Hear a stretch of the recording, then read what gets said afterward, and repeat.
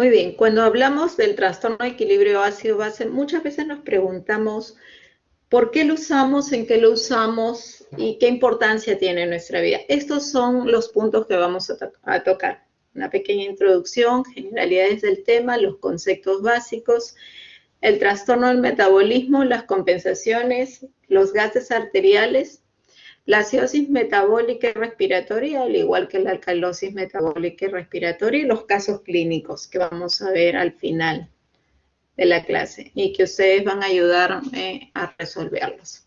Bueno, lo más importante, la regulación del pH lo vamos a utilizar a nivel celular. Mientras nosotros estamos acá sentados viendo la clase, nosotros ya tenemos una regulación tanto acidótica como alcalótica, pero nuestro cuerpo está en equilibrio. Y al estar en el equilibrio permite una fluidez, pero eso no va a pasar en algunos disturbios o en algunas patologías que vamos a ir viendo en el transcurso de la clase. Cosas importantes y conceptos importantes que quiero que recuerden. Cuando hablamos de ácido y de base, hablamos de sustancias que pueden ceder o dar hidrogeniones. Esto es un poquito ya anticipándome al hecho de los ejercicios. Pero vamos a hablar de acidemia y alcalemia cuando haya aumento o disminución de hidrogeniones. ¿Y por qué lo digo? Porque muchas veces cuando leemos un AGA lo estamos leyendo erróneamente. Entonces eso sí quiero que recuerden, la acidemia y la alcalemia. Y el anión GAD nos va a permitir equilibrar nuestras cargas positivas y negativas. Esta ecuación de Henderson-Hasselbalch, quiero que la recuerden porque la vamos a tener presente para cuando hagamos los ejercicios.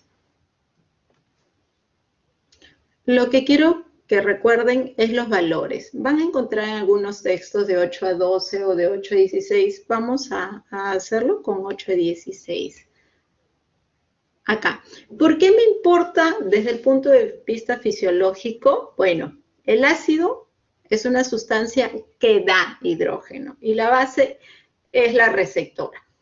Lo que me importa que aprendan de esta diapositiva es esto. Tenemos ácidos y bases que pueden ser fuertes o débiles. Los fuertes se van a disolver o disociar completamente. En cambio, los débiles parcialmente. Y entre ellos tenemos, por ejemplo, en los fuertes el ácido clorhídrico, el hidróxido de sodio, que lo empleamos comúnmente. Y los débiles, el ácido láctico, que lo vamos a tener presente, sobre todo en algunas patologías, donde va a estar aumentado, y el bicarbonato, o el ácido carbónico. Acá. Mientras ustedes están sentados, los que ya han comido o los que ya han podido almorzar, es importante. Cuando vemos, por ejemplo, el pH o de qué estamos hablando, de hidrógenos, vamos a hablar de CO2 y bicarbonato. Imagínense, ustedes comen y van a realizar un metabolismo. Ese metabolismo de carbohidratos y grasas, tal vez de ese arroz que han comido, con ese puré, tenemos carbohidratos y tenemos grasas.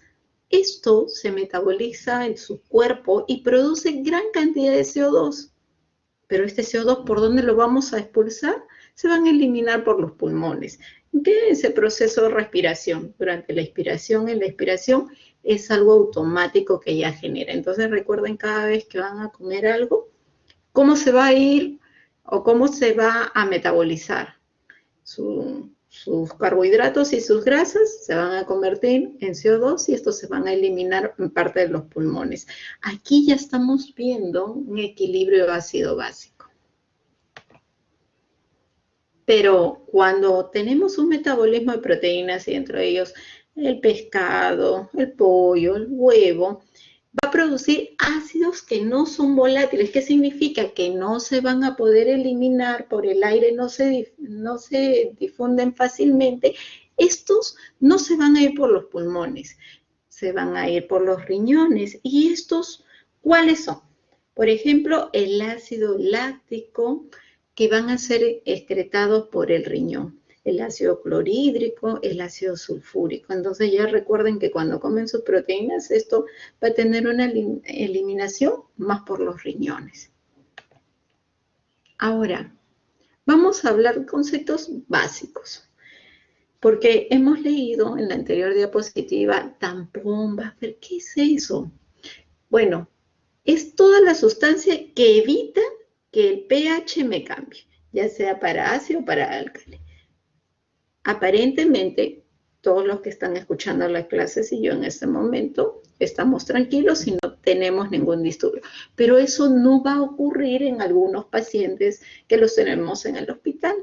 Algunos pacientes que ya tienen una patología, ellos van a mostrar por algunas enfermedades, vamos a tener acidez respiratoria o metabólica o alcalosis metabólica o respiratoria. Entonces, ¿qué es el tampón?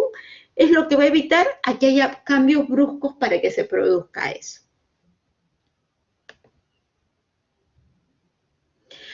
La compensación respiratoria solo lo voy a mencionar porque ya se debe haber hecho en el segmento de respiratorio. Lo he colocado solo para dar un breve comentario.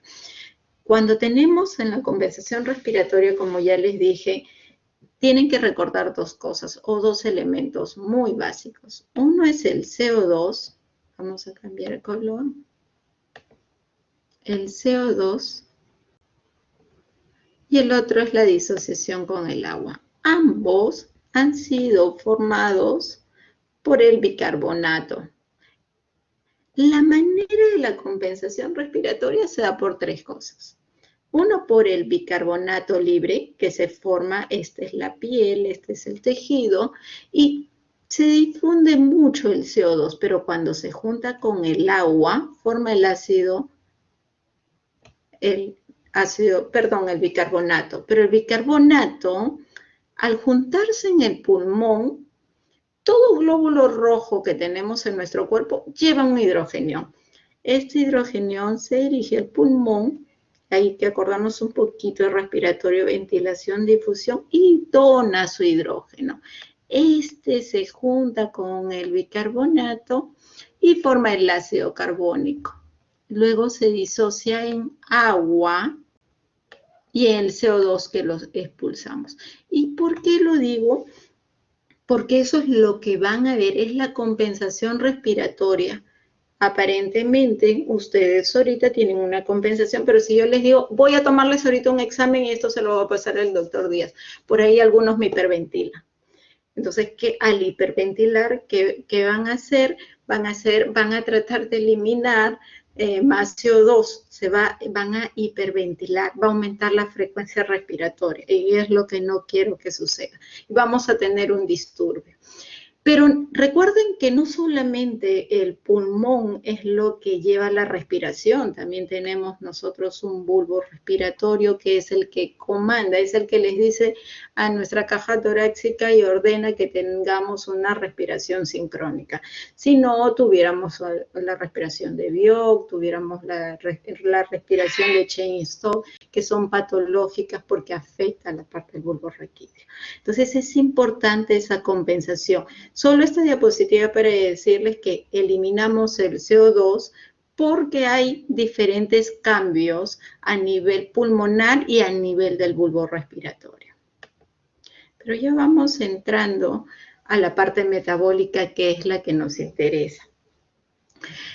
Si baja mi pH, los quimiorreceptores que tengo acá en mi cuellito, tanto carotídeos como aórticos, va a ser de que empiece a hiperventilar.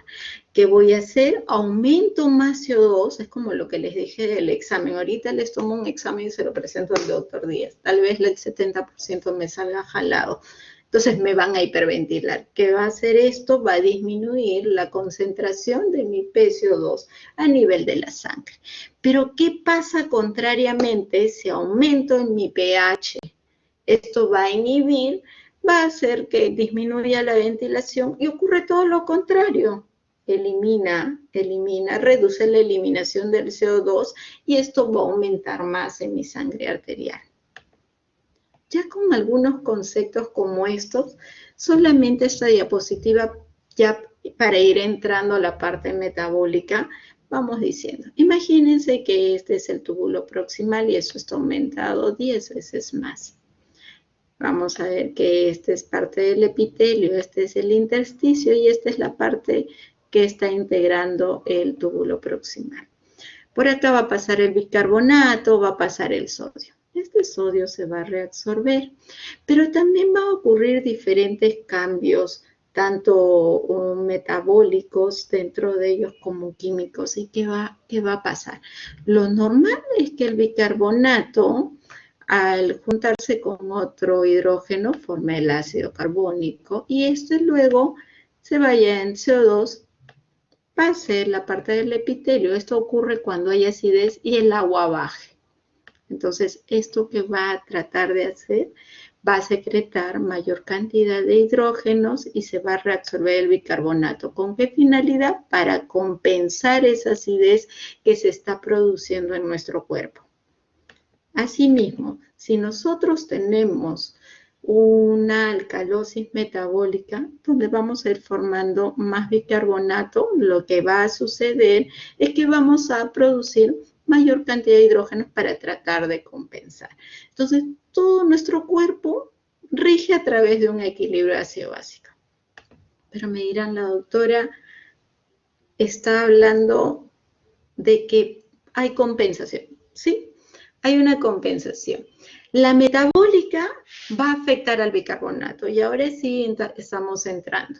La metabólica, recuerden que afecta el bicarbonato. Cuando ustedes sean internos y les den un AGA o cuando nos puedan ya acompañar presencialmente ya en los hospitales, van a ver mucho o van a escuchar la palabra AGA, que es el análisis de gases arteriales, que toma 5 minutos en procesarlo, la muestra se toma rápido a nivel de la arteria radial, y en 5 minutos tenemos el resultado.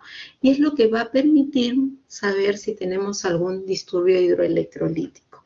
Vamos a ver diferentes parámetros y dentro de ellos vamos a ver bicarbonato, vamos a ver pH, vamos a ver CO2. Justo eso es lo que vamos a ir tocando en este tema. Recuerden que toda la parte metabólica que hemos hablado, metabólica sinónimo de riñón y respiratoria sinónimo de pulmón. Cuando hablo de metabólica voy a hablar de bicarbonato y cuando hablo de respiratoria voy a hablar del ácido carbónico y del hidrógeno. Dentro de los gases arteriales vamos a hablar de valores. Yo tengo una memotecnia que se las comparto. Yo solamente me aprendo el 35 y el 45. Así mismo digo, pH 735 a 745. Esos son los valores normales. El PCO2, si ustedes se dan cuenta, el PCO2 va de 35 a 45. Bicarbonato es 24 más menos 2, por eso es que los valores van de 22 a 26. Cuando hablamos de presión de oxígeno, que lo van a ver también, es uno de los parámetros de los gases arteriales, vamos a hablar de valores normales 90 a 100. Si yo, por ejemplo, en esos momentos a cualquiera de ustedes le pongo el pulso oxímetro, porque imagino que todos están aparentemente sanos, van a saturar entre 96 a 100%, me imagino. Lo normal, yo creo que, y voy a sacar una media de 98, 99 en la mayoría de ustedes. Eso es lo normal, pero eso es lo que vemos en nuestro dedito con el pulso oxímetro. Pero la presión de oxígeno en nuestro cuerpo es un poco diferente, porque esto lo vamos a ver más a nivel celular. La presión, lo normal es que esté, si yo tengo una saturación de 98, 100%, mi presión va a estar entre 90 y 100, que es lo adecuado, que es lo que permite decir que ustedes están aparentemente sanos, ¿no? Los pacientes que tienen COVID, por ejemplo, son pacientes que saturan 60, 65% y la presión de oxígeno ya la tengo en 40, la tengo en 50, ya estoy llegando a una insuficiencia respiratoria con ellos. Entonces, sucede que ellos ya están en un proceso respiratorio severo, ¿no? Ahora, ¿Qué más me interesa que recuerden esto? El exceso de bases que lo vamos a utilizar para los ejercicios, que va de -2 a 2. Y el anión GAC, porque así como tenemos un nombre y apellido, el anión GAC yo lo voy a utilizar en la acidosis metabólica. Y hay que acordarnos la fórmula, si se la memorizan, que es sodio menos cloro más bicarbonato. Valores de 8 a 16. Dentro de las alteraciones primarias, acá solamente la diapositiva para pasarles, este es el mapa base de Du Bois. ¿Y qué significa? Yo mucho me acuerdo que cuando estaba en fisiología no me gustaba ver ese mapa, hasta que lo entendí y dije, tiene mucho de razón, y lo comparto. ¿Por qué? Porque en la parte de abajo yo tengo el pH, en la parte del costado formo coordenadas, tengo el bicarbonato y por encima los hidrógenos. Tengo un punto de corte y mientras menos sea el pH, estoy hablando de acidez. Y mientras más sea, mi punto de corte es 7.4. Mientras sea más de 7.4, estoy hablando de alcalosis. Y si nos damos cuenta y analizamos este pequeño mapa, vemos acidosis respiratoria, acidosis metabólica, y vemos la aguda y la crónica. Y en el punto de corte, después de 740, vamos a encontrar las alcalosis. Alcalosis respiratoria aguda y crónica, eso sí. Cuando hablan de respiratorio, que ya lo deben haber hecho en el segmento respiratorio, hablamos de aguda y crónica. Pero cuando hablamos de la parte metabólica, que es la clase de hoy día, estamos hablando de alcalosis y de acidosis metabólica, que ellos van a tener otro nombre y otro apellido. Acá, lo que quiero que recuerden es las respuestas compensatorias, ya para ir entrando a los ejercicios.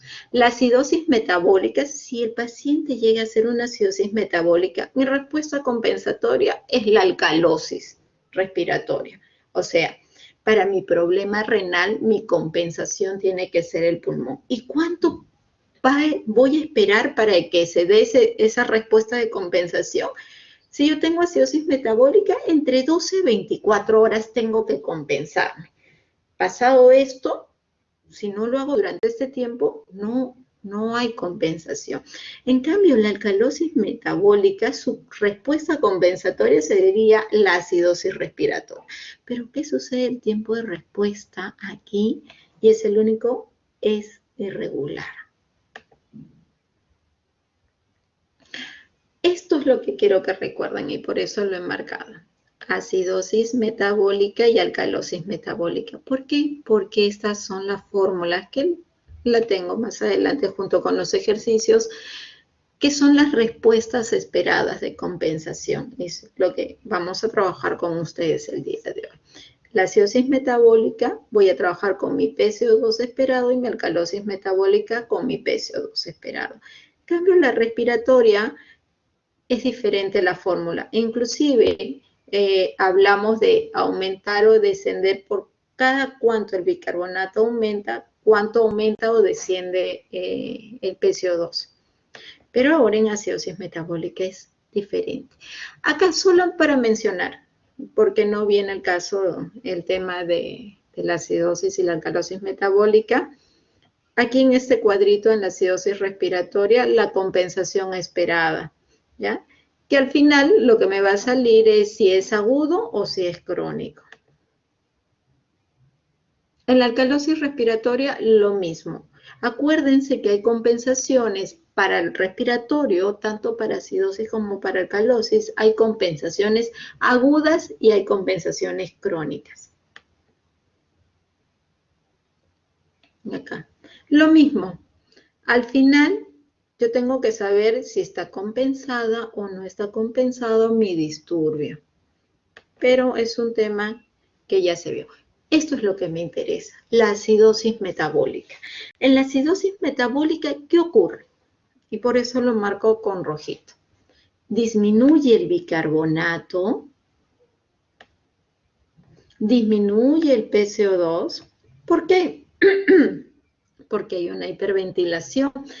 Pero también voy a encontrar que el pH arterial está bajo.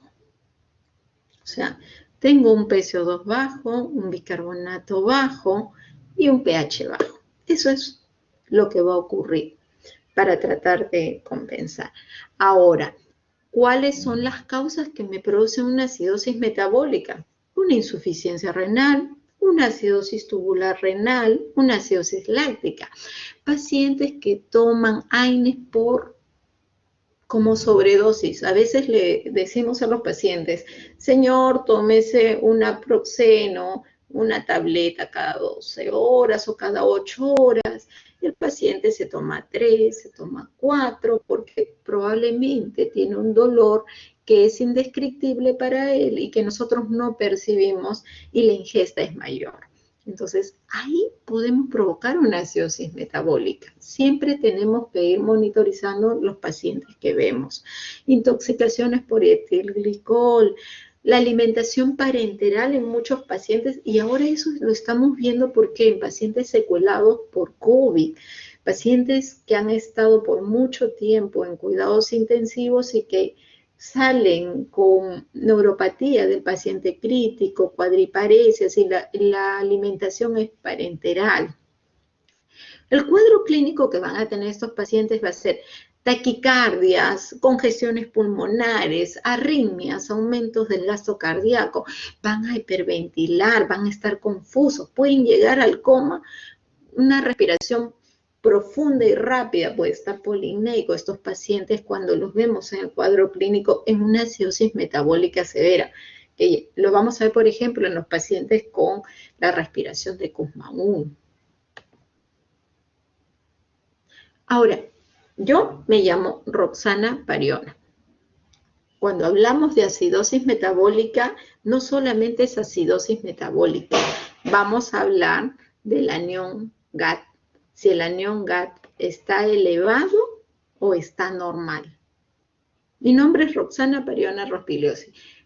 Aquí vamos a hablar de acidosis metabólica, anión GAT elevado, con cloro normal y vamos con hipercloremia, y anión GAT normal anión GAT elevado con normocloremia y anión GAT normal con hipercloremia. ¿Y qué lo va a ver? O sea, y ojo, y lo que les quiero decir es, la acidosis metabólica es la única que tiene el apellido del anión GAT. Entonces, cuando vemos la acidosis metabólica, ¿cuáles son las causas que lo producen? La cetoacidosis, pacientes con diabetes mellitus descompensada, pacientes que no han tomado tratamiento o que debutan, que vienen con poliuria, polidixia, polifagia, mucha agua, orinan mucho y algunos tienen hambre. A veces el hecho de tener hambre no siempre se da, pero siempre se da mucha agua. Beben agua avidamente, se desesperan. Y muchos de ellos cogen la gaseosa para tomarse y orinan mucho, El paciente llega deshidratado, el paciente llega acartonado con un papel seco y con una respiración de Kussmaul. La acidosis láctica. Vamos a tener también dentro de la acidosis láctica dos tipos, tipo A y tipo B. La tipo A es la que se presenta en los casos de shock, por ejemplo, y la de tipo B, insuficiencia hepática, como en los cirróticos. Vamos a ver que va a aumentar el lactato y es común en los pacientes cirróticos. Pero también vamos a ver pacientes que toman metanol. ¿Quiénes verán? El metanol no es un licor en realidad, es una sustancia tóxica que muchos de los borrachitos a veces cuando ya no tienen dinero y por ahí en algunos sitios del mal vivir se acaba la cerveza, se acaba el pisco y se acaba hasta el aguardiente que les quedó, les dan metanol. El metanol es una sustancia que los puede dejar ciegos. ¿Y cuál es el antídoto? El etanol. La cerveza, el whisky, el ron. A veces cuando nos llegan los pacientes tenemos que comprar un whisky para poder darle como antídoto a los pacientes del metanol antes que se queden ciegos o antes que me lleguen una acidosis metabólica severa. El etilglicol, la aspirina, el consumo, no el consumo crónico, ojo, sino el consumo sobre elevado una sobredosis de aspirina también me produce una acidosis metabólica. La insuficiencia renal crónica también me da, todo paciente renal crónico descompensado me va a dar una acidosis metabólica con anión GAC elevado. Ahora, también tengo lo que les decía, acidosis metabólica con anión GAC normal hiperclorémico. ¿En quiénes veo esto? En pacientes que tienen diarrea, que tienen una fístula, han sido operados, ileostomía, se han resecado un poco del intestino delgado, las acidosis tubulares renales, que muchas veces no las diagnosticamos, pero ya nos van dando algunos datos cuando tenemos el AGA y algunos síntomas que nos va a decir el paciente. Tenemos la excreción también renal de ácidos deficientes, la acidosis tubular tipo 1 también, que es distal. La de tipo 2 es proximal. Y acá un pequeño cuadrito que es interesante. ¿Cómo se divide la acidosis metabólica con el anión GAC? Si yo tengo un anión GAC, es como el nombre que yo les decía, ¿no? Yo tengo nombre y apellido igual. Cuando tenemos un ejercicio y hallamos una acidosis metabólica, lo siguiente que tenemos que hacer es ver el anión GAC. La fórmula sodio menos cloro más bicarbonato, o a veces ya nos viene en el AGA. Vemos los valores. Si yo tengo un anión GAC que está aumentado, mi cloro va a estar dentro de los valores normales, hasta 100. ¿Y qué patologías voy a pensar? Una cetoacidosis diabética, alcohólica o ayuno prolongado. No es que el ayuno ya no como mañana, no, es aquellos ayunos que duran 10, 15 días. Ahí lo voy a ver. Acidosis láctica, para eso mi historia clínica del paciente, si por ejemplo el paciente tiene insuficiencia hepática, la insuficiencia renal en un estadio 5, o unos tóxicos como la ingesta de metanol. Pero si yo tengo un anión GAC normal y que el cloro esté alto, pienso en que puede ser. Me voy al potasio. ¿El potasio está alto o está normal? Si mi potasio está normal, yo digo, puede ser una acidosis tubulo-renal del tipo 4. Acá hay un daño ya renal. Pero si veo que en mi AGA el potasio está bajo, me voy a mi pH en orina. Busco y pido osmolaridad y pido también electrolitos urinarios. Y así voy a ver que si mi pH es más de 5.5, yo digo, el paciente puede ser que esté tomando acetazolamida, o sea, una acidosis tubular renal del tipo 1 o 2. Pero si mi pH es menos de 5.5, este paciente está con diarreas, tiene pérdidas, fístulas digestivas, una acidosis tubulo-renal también del tipo 2, pero es distal. Y puede ser que también esté post-hipocalmia. Entonces, este cuadrito ayuda mucho para poder discernir un poquito con el paciente cuando nos llega el paciente y tenemos algunos resultados. La alcalosis metabólica, ¿qué es lo importante en ella? Es un trastorno que se caracteriza porque aumenta. Acá, a diferencia de la acidosis, todo bajaba. Acá aumenta el bicarbonato, aumenta el PCO2 y el paciente acá, si en la acidosis hiperventilada, acá el paciente hipoventila. Acá aumenta su pH arterial. ¿Qué lo condiciona? La toma de diuréticos, ¿sí? La ingestión alcohólica en los pacientes, muchos de los pacientes que toman alcohol excesivamente, la transfusión en grandes cantidades de sangre, esto tiene gran cantidad de bicarbonato. Es por eso que cuando se solicita la transfusión se hace en periodos que descanse el paciente y descanse ese riñón también. El cuadro clínico que vamos a ver es convulsiones, puede haber hasta tetania en los casos más severos, pero sí vamos a encontrar hiperreflexias, podemos encontrar en las alcalosis metabólicas severas arritmia, respiración anormal porque el paciente va a hipoventilar, como que lo vamos a ver muy quieto, cefaleas. Ahora, acá sí pedimos el dosaje del cloro urinario para el diagnóstico, pero eso lo vamos a ver aquí con los ejercicios. Acá, un cuadrito como el anterior en la acidosis metabólica. Acá son con electrolitos urinarios. ¿Qué pido? Como les decía, se solicita, si yo pienso que hay una alcalosis que es metabólica, va a depender mucho y eso no se olvida en la historia clínica del paciente. ¿Qué pasó con el paciente? ¿Tuvo diarreas? ¿Tuvo náuseas? ¿Tuvo vómitos? ¿Qué fue lo que pasó con el paciente? Una vez que yo he hecho una historia adecuada y todavía dudo o pienso que hay diagnósticos que no se acercan a lo que estoy yo sugiriendo, pido algunos electrolitos en orina y veo acá, yo veo, trabajo con las presiones del paciente. Si está normotenso, hipertenso. Solamente cuando el paciente está hipertenso, tiene unas presiones altas, sostenidas, voy a pedir dosajes de aldosterona. Pero si, por ejemplo, mi cloro en orina es menor de menos de 25 mini-equivalentes, yo voy a ver acá. O es que hay un excesivo aporte o que estoy yo perdiendo, o que sea lo contrario, de que estoy perdiendo ácido y por eso se dé. Como en los casos gastrointestinales, que es lo más común. Las pacientes con hiperemesis, las embarazadas o pacientes con pancreatitis, por ejemplo, que vomitan mucho, hay muchas náuseas y vómitos excesivos, ellos me hacen alcalosis metabólica, vómitos continuos, o los pacientes que son renales, que utilizan diuréticos, o pacientes con penicilina inclusive, así que cuando ya sean médicos, el uso de antibióticos sí tiene que ser medido. No todo es infeccioso. Hay que ponernos a pensar que también hay cuadros virales.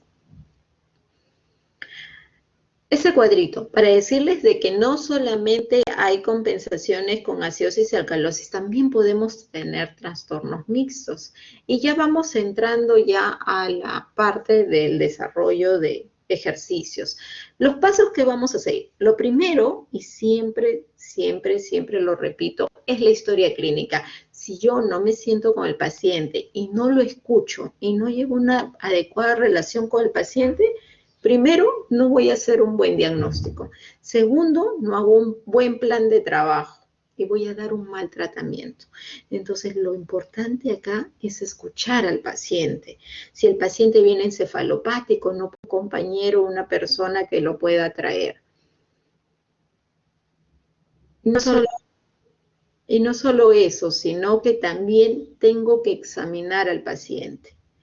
Saber cómo es la fase, la lectoscopía del paciente y muchas veces el examen físico me detalla tal vez lo que el paciente no me pudo conversar.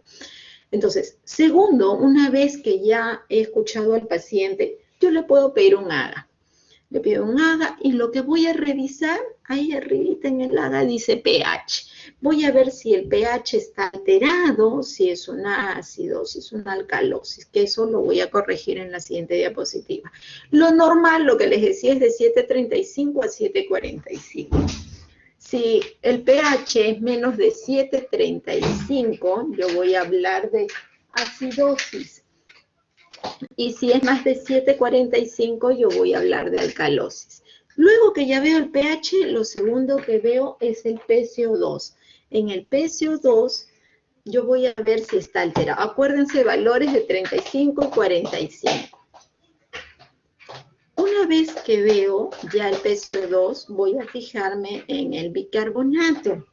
Si este está alterado, si está más de 26 o menos de 22. Luego veo el exceso de bases que me ayuda mucho. ¿Para qué? Para saber si mi disturbio es respiratorio o si es metabólico. Y por último voy a calcular el grado de compensación. Pero eso lo vamos a ver mejor con un ejemplo. Ojo, van a tener casos en donde el paciente les muestre un ADA. Lo más fácil es cuando el paciente me tiene por fuera de los valores. O sea, ya sea menos de 7.35 o sea más de 7.45. Si es acidosis, si es acidemia o si es alcalemia. Pero cuando el paciente está dentro de los valores de 7.35 a 7.45, recuerden, el punto de corte es 7.40. Ahí no puedo hacer punto. 7.40. ¿ya? ¿Qué sucede cuando, por ejemplo, solamente esto para poder explicar rápidamente, qué pasa si el paciente tiene 7.40? Me fijo si el PCO2 y el bicarbonato están normales. Si todo eso está normal, esto es normal. Pero si el PCO2 y el bicarbonato son anormales, hay un trastorno mixto.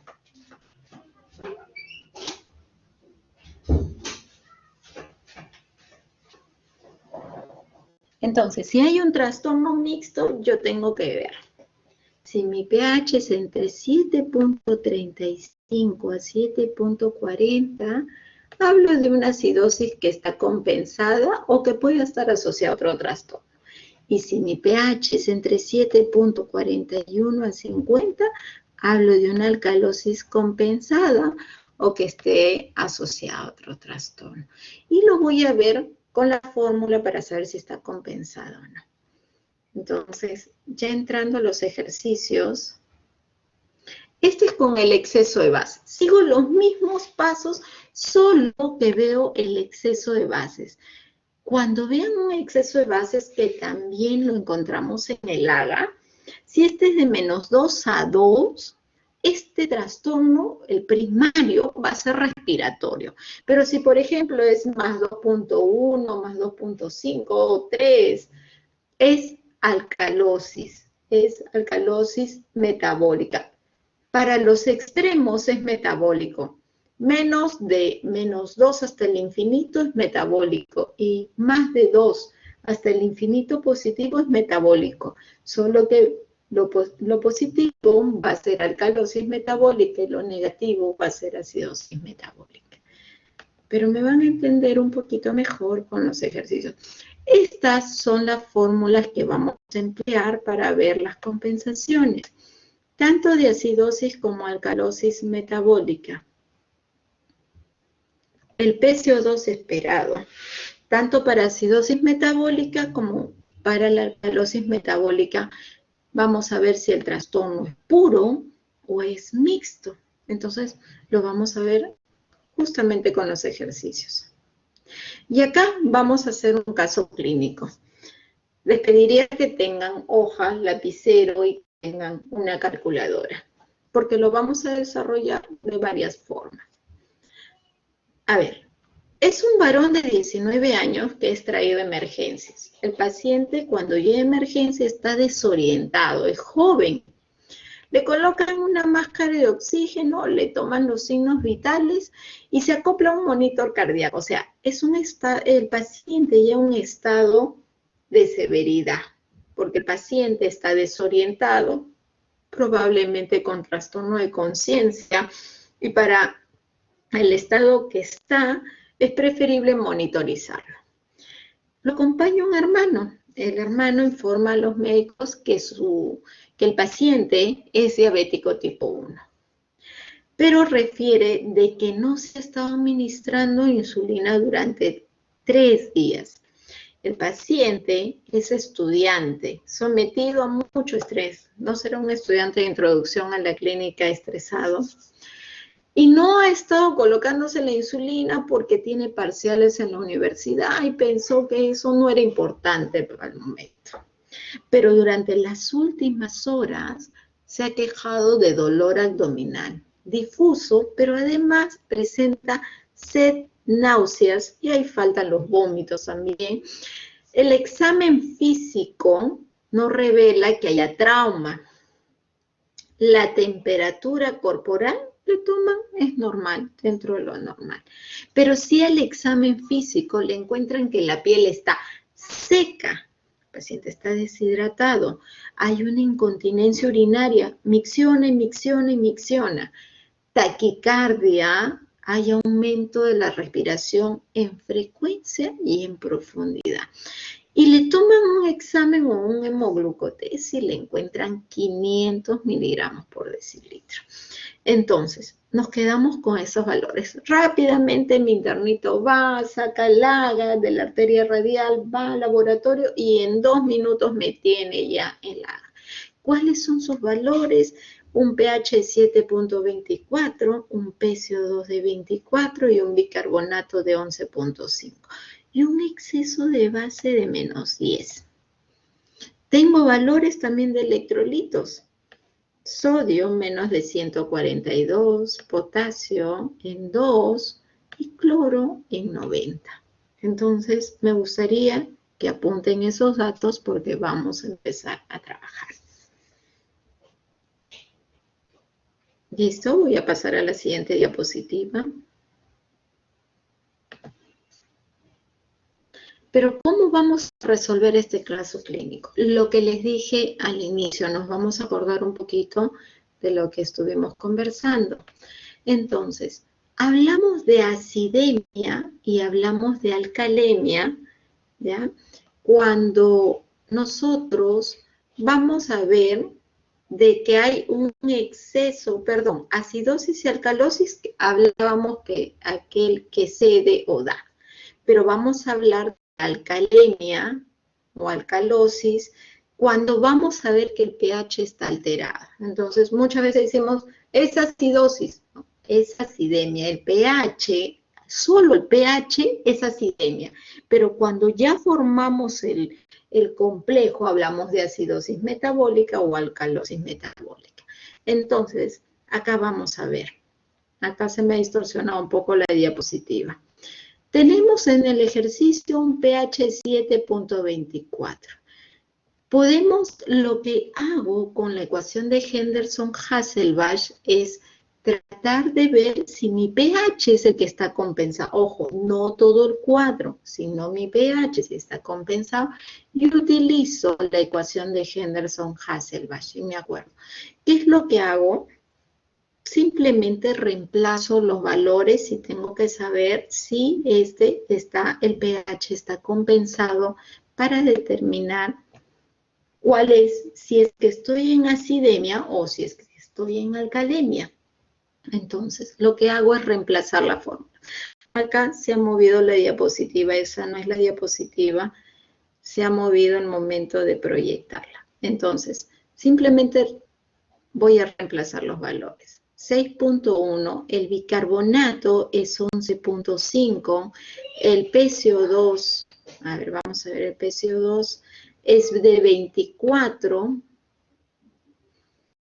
24, por 0.33. A ver, chicos, van a hacer ustedes los ejercicios. Entonces, acá simplemente reemplazan el bicarbonato 11.5, el PCO2 24, que lo van a multiplicar por 0.3. Una vez que lo multipliquen, ya porque sale 0.72 y acá sale el bicarbonato es 11.5, vamos a ver, vamos a trabajarlo con el logaritmo. Me va a salir 11.5 entre 0.72, el logaritmo que está acá, es 1.20. Perdón, el logaritmo es 15.9. ¿Ya?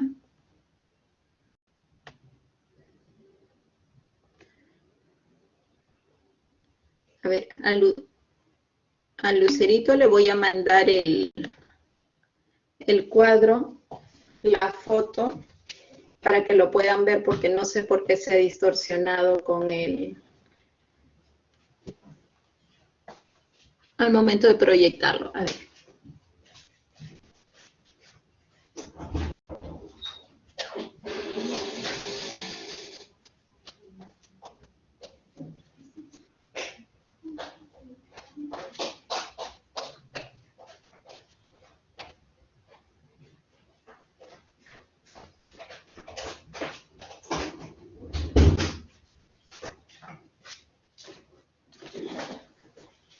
A ver, acá tomo la foto. Lucero, por favor, si puedes compartirlo con tus compañeros, lo voy a pasar en el grupo. No sé por qué se ha distorsionado. Para que se los puedas pasar.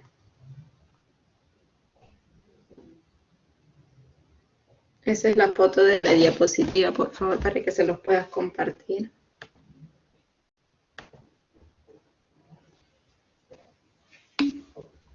Listo, así es. El pH sale 7.3, efectivamente. Haciendo el trabajo, porque nos sale el logaritmo de 15.9. El logaritmo de 15.9 es 1.20 más 6.1, 7.3. ¿Estará compensado o no estará compensado con respecto al pH?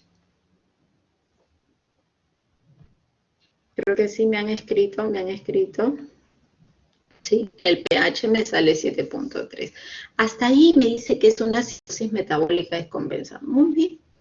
Vamos a ver si es cierto. Ese es mi primer paso. Mi segundo paso es poder interpretar si es metabólico o respiratorio. Entonces, ¿qué es lo que hemos visto? Tenemos dos valores. El PCO2 que está en 24 y tengo el bicarbonato en 11.5. ¿Y qué es lo que habíamos dicho? Tengo un pH que está en 7.24, ¿verdad? Vamos a escribir el pH que está en 7.24. Y si tengo un PCO2 bajo, estoy hablando de alcalosis respiratoria. Y si tengo bicarbonato que está bajo, está menos de los valores de menos 22, estoy hablando de una acidosis metabólica. Pero hasta ahora tengo un pH 7.24 que lo hemos realizado. Pero hemos visto la compensación que está en 7.3. Hasta ahora está descompensado, es lo que estamos viendo. Entonces tengo una alcalosis respiratoria por parte del PCO2 y tengo una acidosis metabólica de parte del bicarbonato. Entonces ya sé que tengo dos componentes diferentes. Están tratando de compensarse. ¿Qué más tengo dentro del ejercicio? Tengo un exceso de bases. Ese exceso de bases es lo que les dije. Si mis valores en el exceso de base está entre menos 2 hasta 2, mi trastorno primario es respiratorio. O sea, ya yo sé que tengo una acidosis metabólica y una alcalosis respiratoria. Entonces, me rompo la cabeza. ¿Cuál es el trastorno primario y cuál es la que está compensando? En el AGA va a haber una parte que dice exceso de bases. Es una manera también de resolverla. Si mi exceso de bases me dice menos 2, wow, el trastorno primario es respiratorio. Pero si mi exceso de bases va de más 2 hacia arriba y de menos 2 hacia abajo, hacia el infinito, el trastorno es metabólico a ambos lados. Si es hacia arriba, es alcalosis. Y si es hacia abajo, es acidosis. Pero ambos metabólicos. Y me dan un valor. Me dicen que mi valor de exceso de bases es menos 10. Entonces me confirma que mi trastorno primario es la acidosis metabólica y que esa alcalosis respiratoria está tratando de compensar. Pero vamos a ver si de verdad está compensado o no. Entonces, les dije, si mi valor primario es acidosis metabólica, este tiene un nombre y un apellido. ¿Cuál es? Este va acompañado, es el único que va acompañado de anión GAC. Entonces, hago mi formulita de sodio menos cloro más bicarbonato porque tengo los valores y va a ser 142 más 90 más 11.5, el valor me sale en 40.5. Entonces, yo les dije que los valores iban de 8 a 16, entonces tengo un anión GAT elevado. Entonces, hasta ahí ya vamos viendo que es una acidosis metabólica, aparentemente todavía descompensada con anión GAT elevado. Ojo, si el anión GAT está elevado, hablamos de que el cloro, porque el cloro es su hermanito que va acompañado con el anión GAT, es normoclorémico. Y cuando el anión GAT es normal, el cloro está alto. Entonces, hasta ahí ya vamos hablando de acidosis. Pero quiero saber si esto tiene un trastorno que está agregado, está compensado. Entonces, vamos a ver si es así. ¿Recuerdan las fórmulas que yo les di y les dije? En la acidosis, si mi trastorno primario es una acidosis, yo voy a utilizar la fórmula de la acidosis, que es el PCO2 esperado. Simplemente voy a reemplazar mi fórmula, los valores que ya tengo. Mi PCO2 esperado, la fórmula es 1.5 por el bicarbonato más 8, y a este valor yo le agrego más 2 o menos 2 al valor que me sale. Entonces, resuelvo el ejercicio. 1.5 por 11.5, que es el bicarbonato del ejercicio, más 8, este me va a salir igual a 25. Pero acá me dice que es más menos 2. Entonces, si es más 2 es 27 y si es menos 2 es 23. Entonces, yo tengo que saber que el PCO2 del paciente es 24.